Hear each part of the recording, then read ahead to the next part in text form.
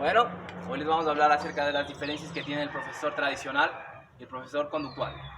En la primera vamos a hablar del profesor tradicional. El profesor tradicional es diferente que el alumno. En este caso podremos analizar que cuando el alumno se dispone a acceder a los conocimientos, él lo hará de una manera pasiva, donde pueda aprender, informarse y conocer acerca de este trato. Entonces veremos que el profesor también tiene otra valía aquí. Veramos aquí también que el profesor recae sobre él un peso enorme de los conocimientos de un colegio, de un determinado plantel. Entonces veremos aquí donde se puede él estandarizar y darnos a conocer de manera erudita, de manera responsable todos los conocimientos que él tiene.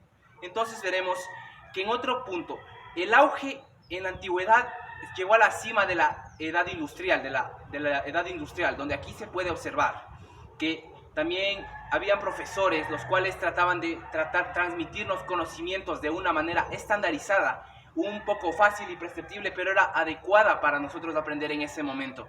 Y podríamos tratar a veces como una educación muy rápida, pero lo dábamos de una manera aceptable. Podríamos aceptarlo de esta manera. Ya, entonces veremos el punto 2, entonces en cuanto al conductismo del profesor. Esta sería una diferencia la cual trataremos en este instante.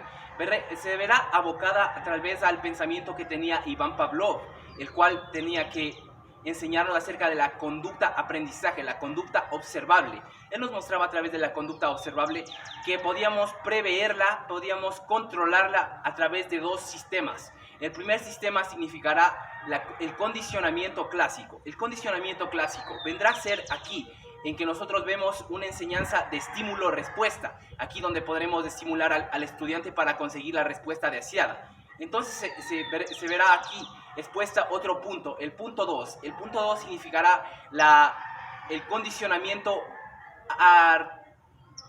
instrumental, el condicionamiento instrumental. Aquí veremos de respuesta a estímulo, entonces no le daremos ningún estímulo y así que trataremos de conseguir una respuesta. Será bueno para el estudiante o tal vez difícil en ciertos casos.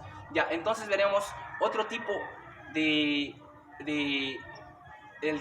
pensamiento del profesor tradicionalista. Veremos aquí en este caso el profesor tradicionalista vendrá a ser aquí que aquí en la antigüedad se tuvo muchas dificultades al momento de tratar este pensamiento.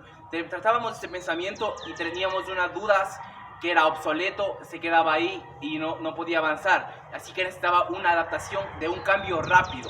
Entonces veremos aquí que el profesor, que había una serie de profesores donde enseñaban sus prácticas. Ellos eran creídos como personas de mucho saber, eran eruditos, expertos en la materia, que determinaban su conocimiento a determinados alumnos en ciertas clases altas, medias, sociales. Entonces veremos aquí otro punto donde se verá estructurada aquí el condicionamiento de la conducta del profesor, el profesor conductual. La otra diferencia del profesor conductual: el profesor conductual vendrá a ser aquí el que nos muestre de una manera adecuada los procesos que nosotros tenemos cuando nosotros aprendemos.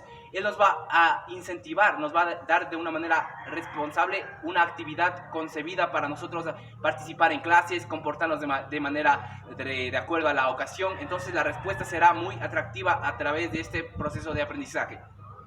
Ya, entonces veremos en cambio el otro paso conductual, no conductual, sería en este momento el profesor tradicionalista. Veremos el cuarto punto del profesor tradicionalista. El cuarto punto del profesor tradicionalista sería en este caso que había mucha creencia a lo cristiano en ese entonces. El cristianismo, la moral, donde se llevaban a realizar clases acerca de valores, donde la moral participaba, pero hubo una respuesta en el siglo XVIII, donde nosotros veremos la conducta que se realizó, una revolución educativa para cambiar este tipo de preceptos educativos en ese entonces. Entonces observaremos el quinto punto que nos mostrará acerca del conductismo en el profesor. En el profesor veremos también que aquí se diseñaban muchas estrategias, pero no era válido aquí regañar al alumno, hacerlo. Bueno, aquí veremos la segunda parte acerca del pensamiento del profesor tradicional, que se diferencia del conductual. Podremos aceptar aquí que un pensamiento que nos trató de decir John Comenio, que si agrupamos a la gente podremos obtener un mejor desempeño en su sociedad, podemos realizar actividad colaborativa de acuerdo a esto. Entonces, el otro punto del conductismo del profesor. El profesor conductista vendrá a ser que nos va a enseñar de una manera recurrente los procesos. Cuando nosotros estamos en el aula del colegio, podremos aceptarlos, los conocimientos. Él nos formará y formará procesos metodológicos en el cual nosotros nos desenvolveremos. A través de esto podremos reconstruir nuestras propias ideas y realizar nuestros propios trabajos. Entonces la última vendrá a ser la diferencia acerca del profesor tradicionalista.